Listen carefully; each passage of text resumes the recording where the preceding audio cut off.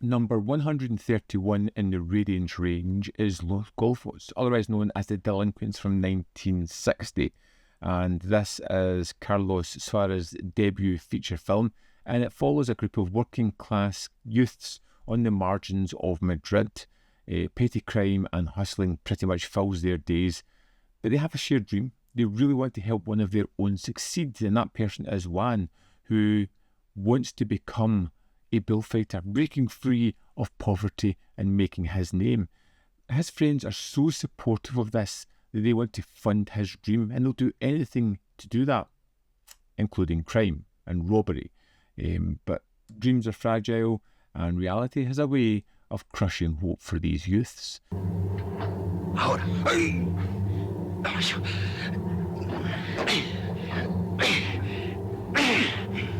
Déjalo ya, vale. Now, it's shot entirely in Madrid, and it has this kind of documentary, raw feeling about it, almost eking into neorealism. It has this large expansive shots of people just going about their day, groups of people just doing what they do, and it has this awe-inspiring look about it. You feel that these streets are lived in, that there is lots of a population and they're all trying to get ahead. But it's kind of demoralising as well, because you can see the struggle that our leads have. They want to just get a footing in life, but it's really difficult in this world to live in, which leads them towards doing illegal activities. And throughout the start of the film, as we're getting used to the characters, we start to see them do the most heinous of things. But it never puts you off the characters. You feel that there's a certain need driving them, and it's a bleak inevitability to their life. Like, it's not something that they really want to do, but they kind of have to do to survive. Kind of wasted potential, because these people are smart, they're inventive, they're energetic, they're just putting all of that energy into something that could really impact their life. Duro, Juan, con ella. ¡Olé! Vamos ya, chaval. ¡Olé! A ver cómo te portas, eh. ¡Olé! And it kind of has this idea of disillusioned youth, the young men suffocated by poverty and political repression. But it really does galvanise them all together when it shows you that they're all trying to root for one, and if one of them can succeed, they'll all be happy. The odds are that much against them that they just need one of their group to get ahead. And there is wonderful sequences of Juan as he has this ambition to be a bullfighter, as he's constantly all he's talking about when they're in a park. There's a wonderful sequence of him and a friend basically pretending.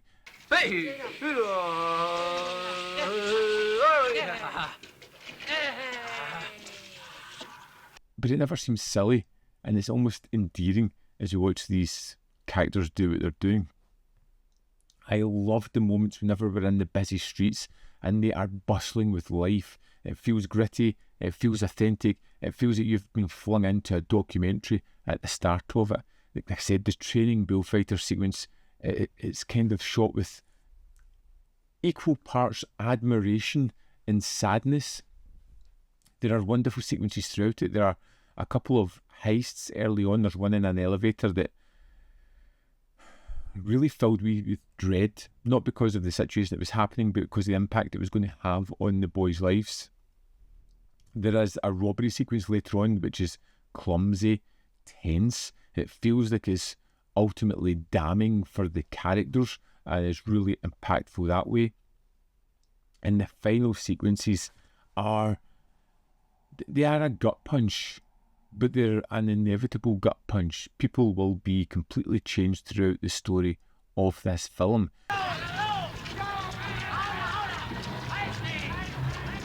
You can see the ramifications in it. You can see the choices that have led to it, how their desperation to escape the poverty and political upheaval, that they just make mistakes.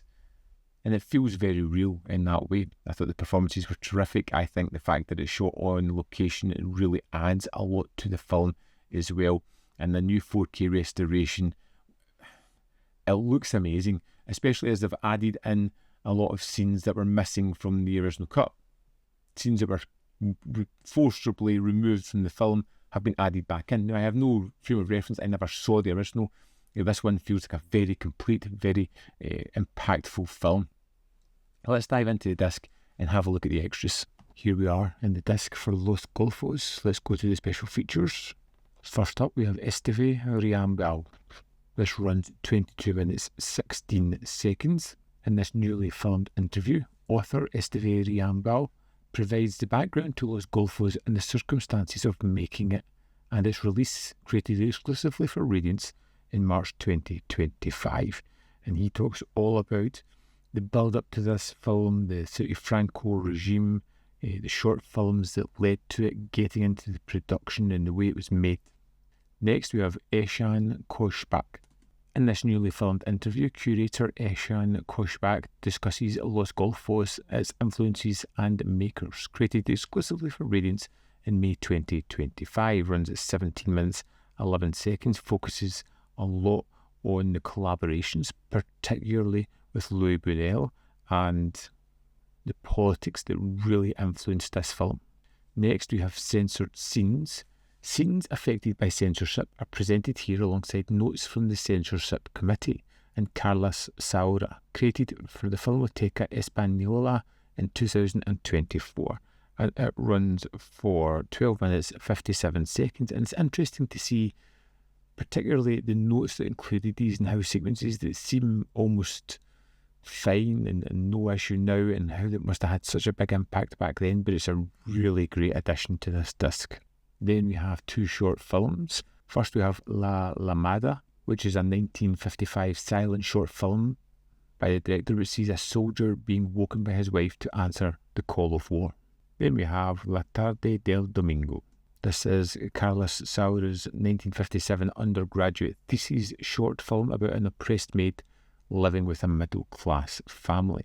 Also included in this disc is a 28-page booklet that comes with a couple of really interesting articles, essays. But my favourite thing here is the report on the script for Los Golfos from 1959. It's only a couple of pages, but looking at a review of a script from this time and how they were trying to censor it then, it's truly fascinating. That's the extras for Los Golfos.